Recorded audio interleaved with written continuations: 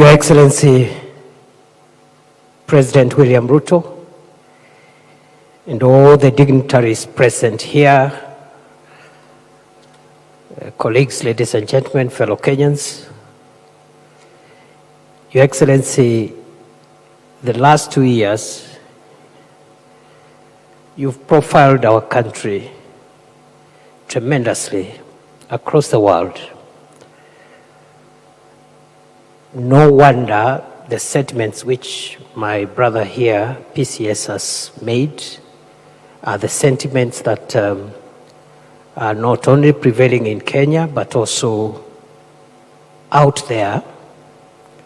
And that's how it should be. Because, Your Excellency, other than being president and the CEO of our country, you're also our head of state and our chief diplomat and the embodiment of what Kenya is, its values, and what its interests are. Your Excellency, this forum, and I want to congratulate the Foreign Affairs Ministry led by PCS Musalia and the PSs and everyone who has participated in this.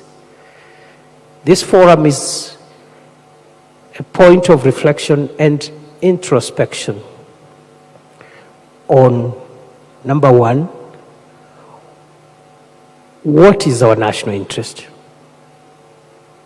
And that question we will ask for as long as Kenya exists.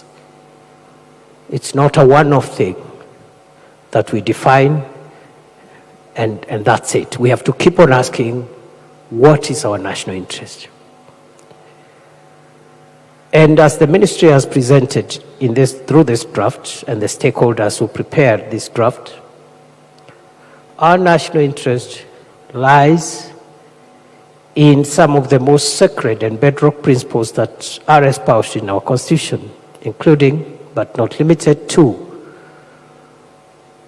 the inviolability of our country. And everywhere, every inch of Kenya, where the flag flies and where the national anthem is sung, that space called Kenya is inviolable. It is the embodiment of our pride and should be protected at all costs. But it's also about our values, which is the software that runs Kenya, our culture and our aspirations. Thirdly, it's also reflected in the bottom-up economic transformation agenda and Vision 2030, which aspires to provide a more inclusive country and greater sharing of the wealth and the resources of Kenya to benefit the entire population of Kenya and to pull as many people from our homeland, from dehumanizing poverty and sharing the ecological, natural, and the other resources that are available in our country to the benefit of as many people as we can. Your Excellency, that's the national interest, in my view. But it's also about the security and stability of our country. That leads me, as I move towards the conclusion of these remarks, to also say this, our national interest, is essential to our national survival. And therefore, this foreign policy is about the sustainability of our country in the decades and centuries to come. What is that that will make Kenya survive in this very complex, competitive, and insecure world? Many decades when this generation might not be here, many centuries, obviously, when all of us will not be here. Is it not in making sure our country is stable as you continue to lead us, Your Excellency?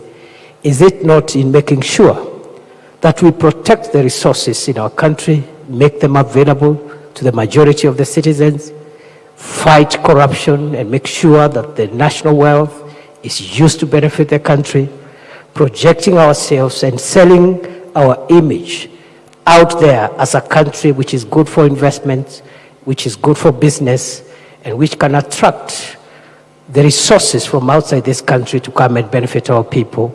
Those are the questions that this foreign policy review should help us answer.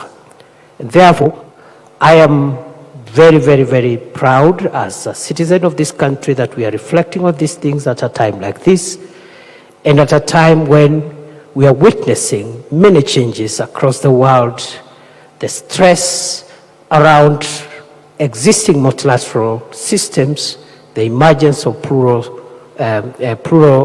systems, as has been said here, and how do we harness all these divergent developments for the benefit of our country. And therefore, we would want to listen to Your Excellency and hear what vision you have for us, and how do we take cue, those of us who are serving in your administration, how do we take cue from that vision to help us navigate the interests of Kenya and make sure that we hand over this country to future generations, a stable country, united country, prosperous country that can sustain the shocks that are prevailing today and those that will come in the future. With those many remarks, Your Excellency, I want to request all my colleagues to be upstanding and welcome His Excellency the President to give us his vision with a round of applause.